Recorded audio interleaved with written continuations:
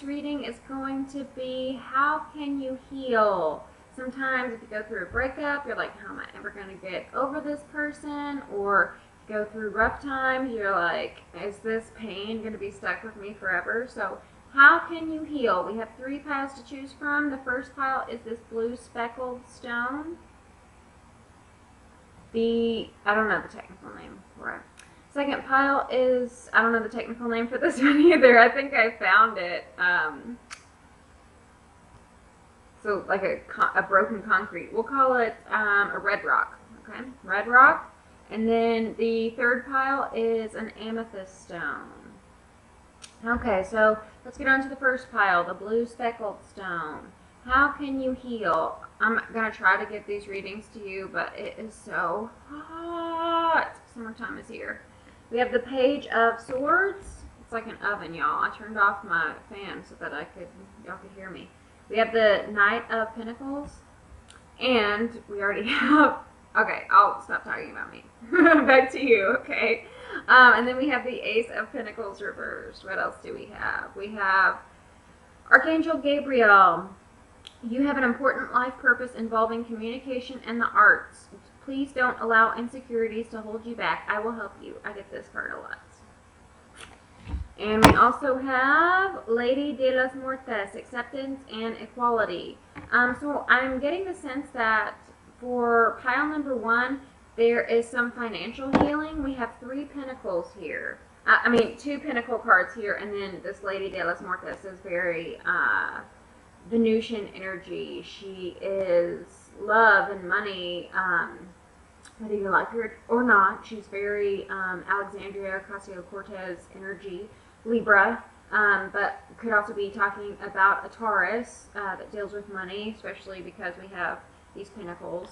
But Lady de las Muertes, it says acceptance and equality, so it's about your worth, right? What you, the equity among people. So maybe there's some unfairness in perhaps how much you're getting paid for your art. If you are inclined to, if you're in the media, right? If you're an actress, if you're a director, if you're a writer, anything like that, even like artists, visual art, anything like that, social media, a YouTube creator, anything that has to do with media. You might be sort of undervaluing yourself, and I feel like there's some sort of spy in your midst that is like maybe someone even stealing your ideas. Ugh. So if that is the case, please get things copyrighted. But what you could do to heal is to be focused on your end goal, and don't let slow progress take away from the progress that you have made, right? So you may be making, like you might have got a new job that's like $2 more an hour, and you're like, oh, I'm still broke, but it's still progress, right? So just hold that progress in your head and keep your eye on the end goal. And I feel like to heal, you're going to have to, we have this acceptance and equality. You're going to have to accept that you are just as equal as your counterparts, as your peers, like your ideas are just as valid, and anyone who's stealing them is not on your level, right? You need to be paid like the people on your level. And so just hold your vision in your head and don't settle for less. I've been reading this book. Some of it actually kind of pisses me off, but it's called The Secrets of the Six-Figure Woman. Oh my God, it's so hot, y'all. But it's called The Secrets of the Six-Figure Woman, and a lot of it is helpful because it talks about money mindset, right? And how our self-worth often links to what we ask for. It talks about like negotiating for raises and stuff. So understanding that you're worth what you're asking for, right? Like your content is valuable, and so you deserve compensation for that. So it talks a lot about money mindset and realizing that like you're worth it, right? And there's no excuses because no one else is going to fight for you. Like I said, there's some things that annoy me, which is kind of just like attitude, like all it takes is bootstraps, and there's no excuses, and like workplaces don't, have labor exploitation or anything. But overall, I think her heart was in the right place, and it was before the recession, so it was like years and years ago. It was like when W was around. So sorry to get political, dip into that. I got political a lot, but maybe you're a political person. Maybe this is what this media thing is. Maybe you're a newscaster or something, and you need to be paid more because you're worth more, right? You're valued more. And to heal, I would say save. To heal, I would say read up. If you're not in media, if you're not in film and TV, if you don't write books or anything like that, then this could be to consume media that reinforces this money mindset, right? That you are worth, like everyone's work has dignity. And whether you are, a meter maid, a waitress, or a, hedge fund person, you deserve a living wage, and you deserve dignity in your work, right? So just hold that like value within yourself. Save, keep fighting for what you're worth, and don't let anyone hold you back. The Page of Swords, if this isn't someone who's stealing your ideas or spying, it could also be someone who's a little passive aggressive, and it's because they themselves have had failures, and so they're trying to take you down a peg to sort of throw a turtle shell in your way if you're playing Mario Kart. Dumb metaphor. Where do I come up with this stuff? Yeah, so this person is throwing turtle shells your way so that they can like zoom ahead of you. But it's just trash talk, right? It's not the real truth. So let me know if that resonated, pal number one. I love you very much. If you would like a personal reading, check the description box below. Like, share, comment, and subscribe. I love you.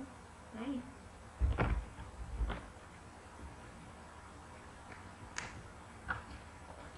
Okay, for pile number two, this red rock.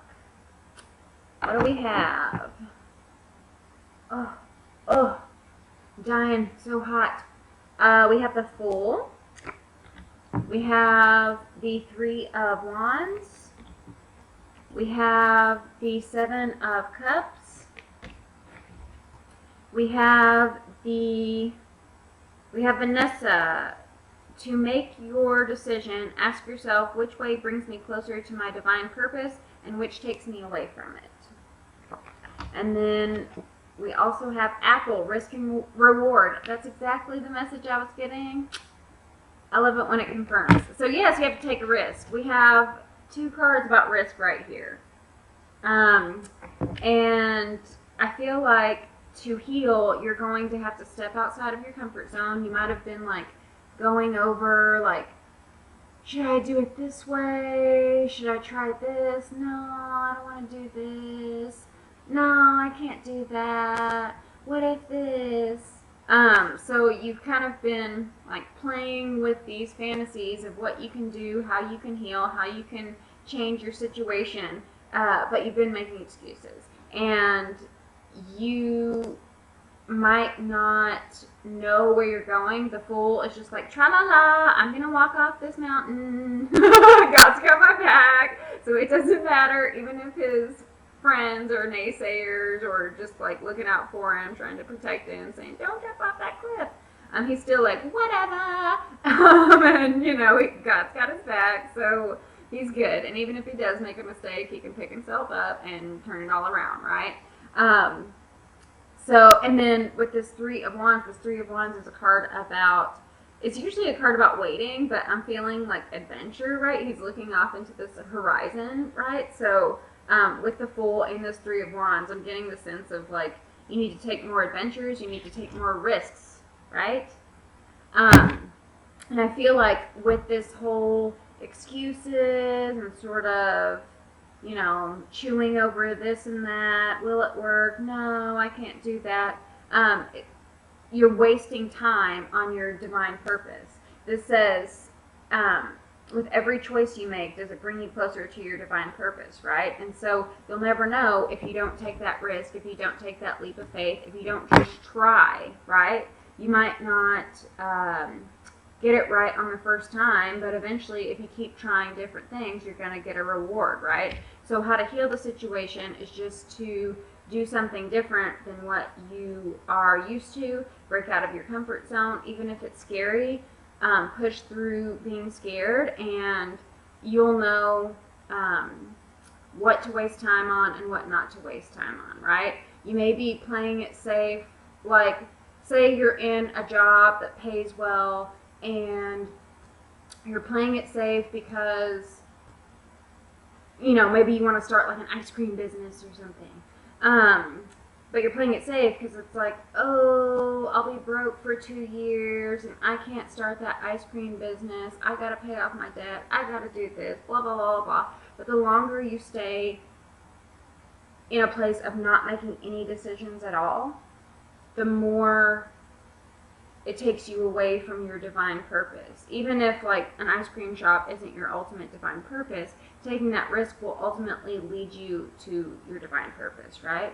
And what was I going to say? Devoting your time, energy, and effort into that stupid job isn't going to bring you closer to what you ultimately want to do. If you just keep putting off, like, well, I'll take business classes later, or, this or that.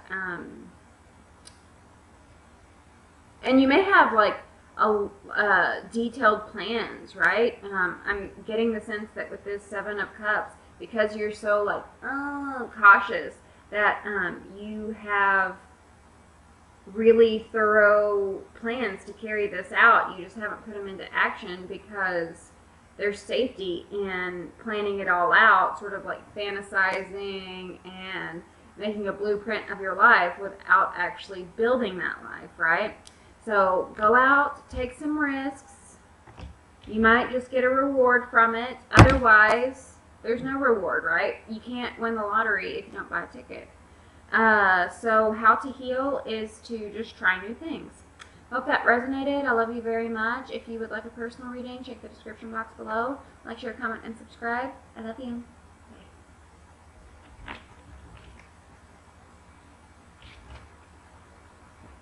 Okay, for pile number 3, the Amethyst. Been telling everyone how hot it is. I cannot believe it. I feel like I'm in an oven. Queen of Wands. 6 of Swords. 6 of Wands. Ariel says, new psychic and spiritual experiences are changing the way you view the world and yourself. Allow these spiritual gifts to open through study, prayer, and meditation. Y'all, I forgot my water. Sorry. I know it's about you. And then we have Skull of Stars, infinite possibilities. Okay. How to heal. It's going to require a lot of soul work, a lot of dealing with your spiritual team, talking to your spirit guides, connecting with ancestors, connecting with, Metatron, Ashtar, whatever you feel, Christ, whatever is comfortable for you. And it might be something that, with this new psychic and spiritual experiences, this realm, this arena of life may be new to you, right? You may have even grown up in a totally different background, and so, I'm hearing like sort of a dogmatic background, and so it might have turned you away from all of this stuff. But in order to heal this situation, you're going to have to hand it over to a higher power, but it doesn't have to be the higher power that you were brought up with, and it doesn't have to be the higher power that you might have felt like abused from or controlled by or anything like that, right? It's yours, right? Your higher power is your higher power. It's probably a lot different than mine, right? How I conceptualize, spirit, the afterlife, God is very different than a lot of people, and it works for me, right? And their way works for them. But I feel like there's going to have to be some exploration on your part as far as what you can believe and what you can't, right? It doesn't have to be that cut and dry that you've always known. Anything that's cut and dry is fundamentalist, right? And so even atheists can be fundamentalists, right? Because they're looking at the Bible from a by the book, literally by the book interpretation, right? But it doesn't have to be that way. You can interpret it however you want, especially if you're a Protestant. That's what we're supposed to do. But there are infinite possibilities, right? And it doesn't even have to be Bible-based. You could read several sacred texts, but I would encourage you to go on a spiritual journey by yourself and study whatever calls to you. And I get the sense that whatever this was, this sort of dogma, it was a situation that tried to keep you down, tried to squash your inner light, tried to disengage you, disempower you, so that they would have power over you. That actually is pretty common in a lot of organized religion, but not all organized religion. I'm totally not like anti-church or anything like that, but abuses do take place. It's easy to sort of control people who want to be guided, right? But I feel like with this Six of Swords, you're going to have to guide yourself, right? You're going to have to pull yourself into what feels right for you, right? You are going to have to gain more information on alternative spirituality that makes sense to you. And you don't have to do everything. I mean, like, me, myself, I don't like yoga, I don't like jade eggs, I don't like all sorts of things that, woo-woo stuff. I don't like resonate with every single woo-woo stuff, right? So like, it's a pick your own buffet. You can choose whatever beliefs you want.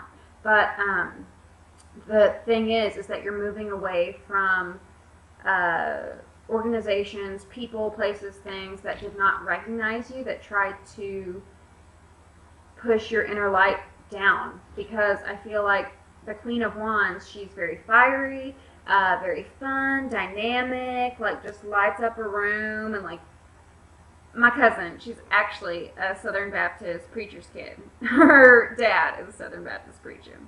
And so they're very devout, but it's not in a gross, dogmatic way. And it's in a very sweet way, and I respect them. Different ideology, but I respect them.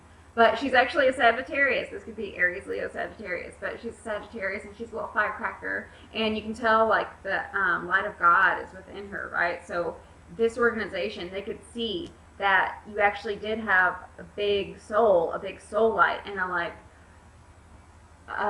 you might have popped off sometimes and like made a joke, and it wasn't taken the right way because they just wanted to keep you down.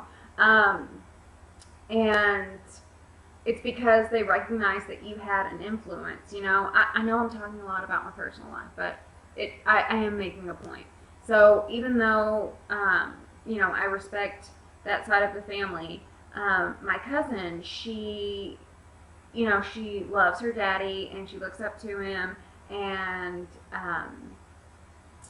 he's influenced her in a big way.